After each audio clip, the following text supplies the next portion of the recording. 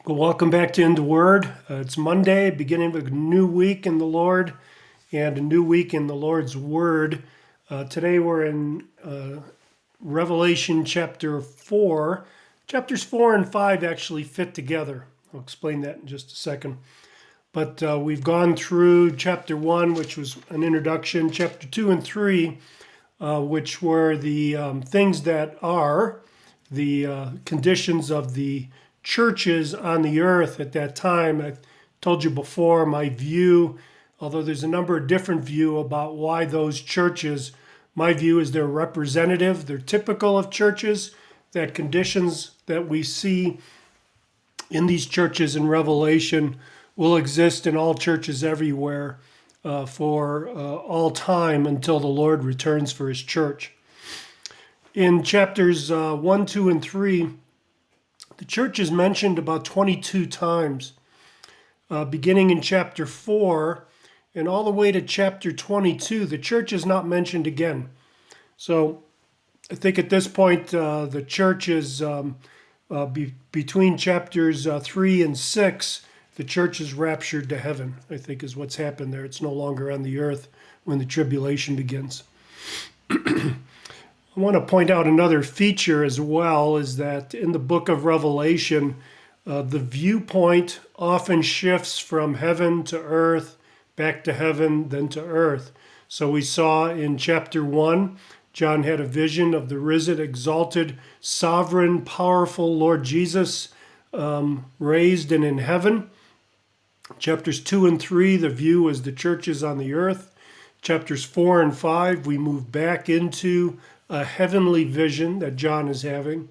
And then in chapter 6, we move back to the earth. So we see this throughout the book of Revelation. It goes back and forth between what's happening in heaven and what's happening on earth, which is important. I think that's a theme that we see in the book of Daniel, for example, that there's heavenly creatures, heavenly battles being waged, but and they has an effect on earth. We see that here as well, this interaction between heaven and earth. So let's look at chapters 4 and 5. This is introducing the judge of all the earth. In chapter 4, we see the judge on his throne. I think it's God the Father, some visible manifestation of him in his glory.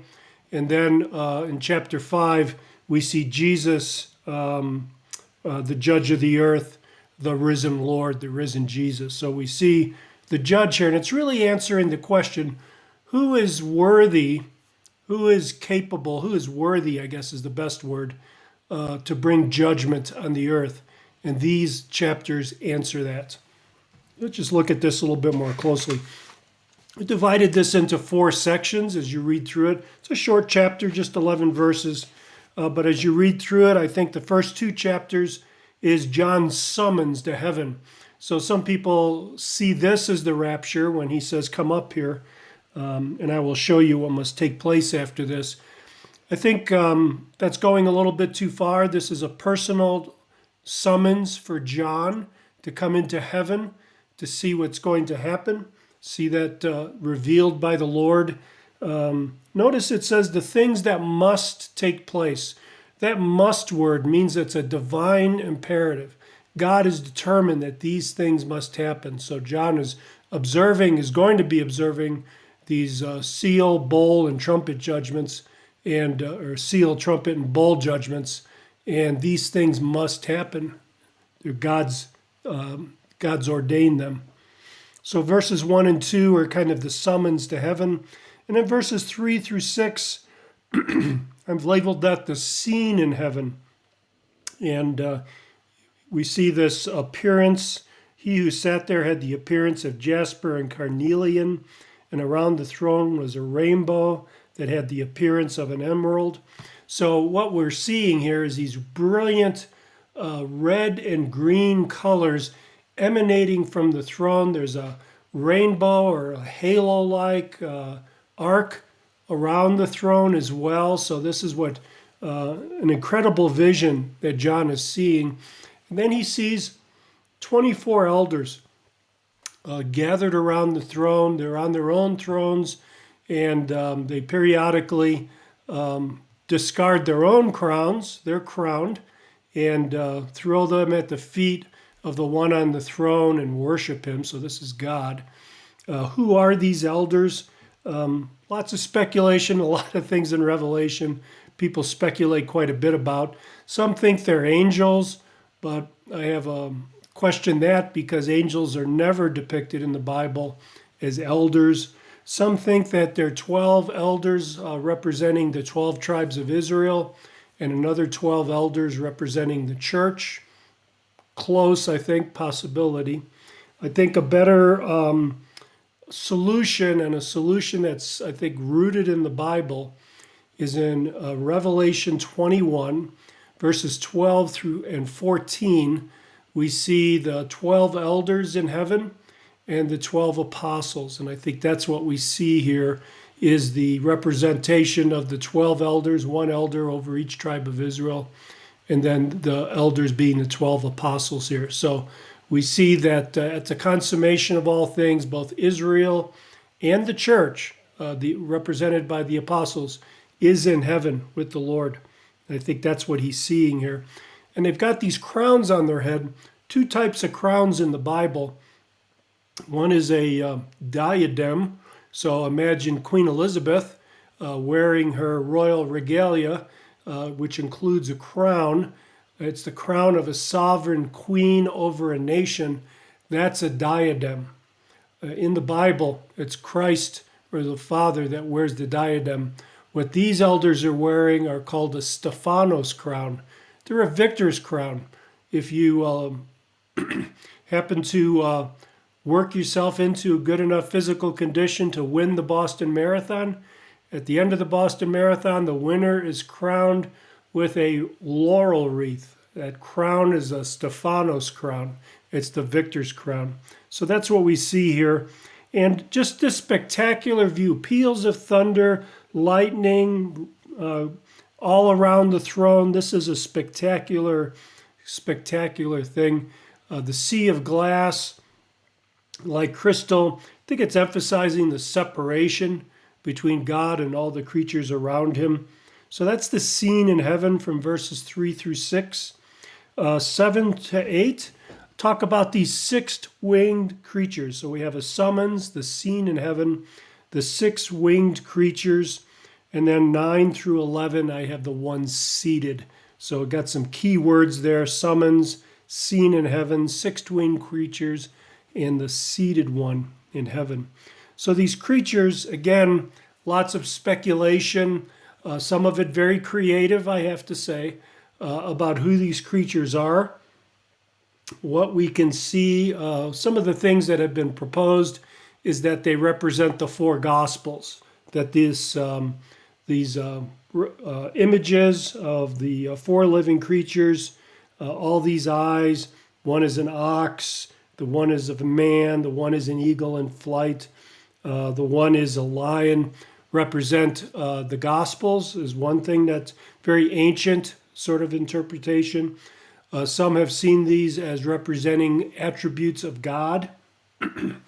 Some have even said, Christian commentators, I would say, but people claim to be Christian, these are the four points of the zodiac.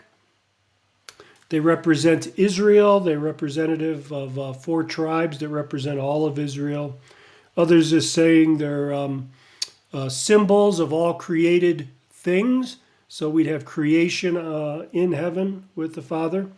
Others say that they're angelic beings guarding the throne, and they make an analogy between vision Ezekiel had and Isaiah had. Really think that best way to approach these is look at how they are in the Bible, in the book of Revelation, and what they do. We'll note them as we go through this. But they're obviously heavenly beings. John is seeing them as part of his heavenly vision. They are also always proximate to the throne. So they're heavenly beings. They're nearby to God. And as we get into chapter 6 and beyond, we'll see that they are involved with the tribulation judgments. They seem to be agents of these judgments acting on behalf of God. So I'd say the best way to understand them is to understand that they are worshipers of God in heaven, near the throne, and are agents of God's judgment on the earth. So we could see there, maybe think of them as creatures that are especially equipped and especially commissioned by God to bring his judgments on the earth. So that's the four living creatures. And then finally, in the last few minutes, if you could take a look at verse 11, it says, "Worthy are you, O Lord and God, to receive glory, honor, and power. For you created all things, and by your will they exist and were created." So this answers the question, who is worthy to judge the whole earth? The answer, the creator of the whole earth. That's what he's saying here. You created all things. By your will they exist and created. He's the source of everything. That God is worthy to judge because it is all his. It all belongs to him. You know, some people would try to divorce the Old Testament from the New Testament and say the Old Testament really doesn't matter. We just need the New Testament now.